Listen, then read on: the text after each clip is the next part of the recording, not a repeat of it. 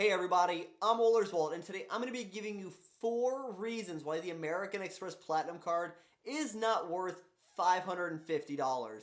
But first, if you're new to this channel is all about credit cards, credit card rewards, and showing you how you can use your points and miles to travel for less. So if that's something that interests you, consider subscribing and turn the bell notification on as well. Also, consider giving the video a thumbs up, it really does help the channel out.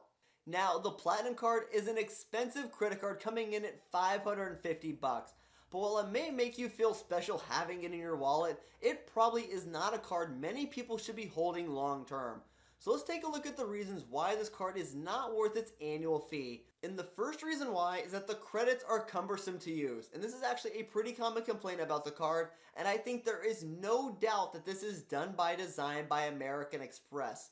By making credits harder to use, people will either not be able to take advantage of those credits or they're going to overspend trying to use them. And ideally, I think American Express is hoping that you don't use your credits, but they'll be more than happy if you spend more just to use those credits. And the $200 Uber credit, while it sounds great, is extremely limited. You can't even use it internationally, and you get a monthly allowance of $15, except in December when they give you a monthly allowance of $20. And the $200 airline credit is just archaic. When other premium cards have moved to a travel credit, American Express still limits this to an airline credit. And you can't even buy gift cards anymore as a workaround, and this leaves plenty of people wondering how they can use their airline credit. Now, there are some ways to get around this, but we shouldn't have to look for workarounds for on a $550 card. It should be more user-friendly. And the Saks Fifth Ave credit is just a filler benefit, and you get yet another allowance-based credit of two $50 credits. And the thing is, not everyone shops at Saks. So this is limited, but you might feel compelled to use it because if you're not using it, you aren't getting your money's worth out of this card.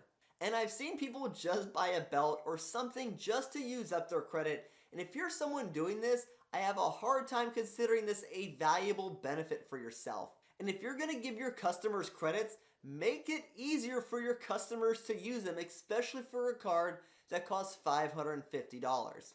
Next, the travel protections are restrictive. Now, I'm going to give American Express credit here because it's great to see them finally add travel protections to this card, but they definitely did it in American Express fashion. And while you can get trip delay coverage that kicks in after 6 hours, and trip interruption and trip cancellation coverage, you only get it when you book a round trip ticket. So people who book one-way tickets or use different points to fly to their destinations, they aren't even covered with this benefit. Now, if you are someone who books round trip tickets all the time, this is actually pretty great for you. But I don't think it's uncommon for people to use different points or use different cheap fares to fly. And when other credit cards that offer travel protections cover you on one-ways, you think this card would cover you here as well. But nope. I hope we see American Express update this benefit in the future to cover one-way tickets. But until then, it does fall behind other credit cards that offer travel protections. Next, the bonus multipliers aren't enough. The Platinum card is great for its 5x on airfare, but this is quite limiting. Now, I know it also earns 5x on prepaid hotels and airfare booked through the American Express travel portal, but that's also limiting. Plus, we've seen American Express be more expensive than other portal options, so it's really not helpful if you're overpaying for something. And unless you spend a lot of money on airfare, the earning rates here are just underwhelming and not very useful for people. It's not a premium card you can put more of your daily spending on. And other premium credit cards like the Chase Sapphire Reserve, the Citi Prestige, or even the Altitude Reserve have other bonus categories that are more useful for other spending than just airfare.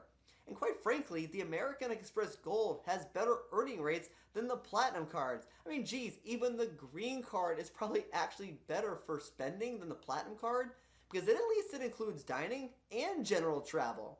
And for the price of this card, it would be great to see them include other bonus multipliers. And number 4, lack of uplift through their portal. The American Express portal is one of the worst options out there when redeeming your points through their travel portal. You get 1 cent per point for airfare and 0.7 cents per point for hotels, and the redemption values for hotels is just awful. And the 1 cent per point for airfare, well, it's not great either.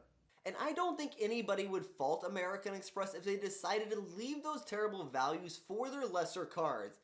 But why does one of their most expensive options have the same redemption value as a no-fee credit card?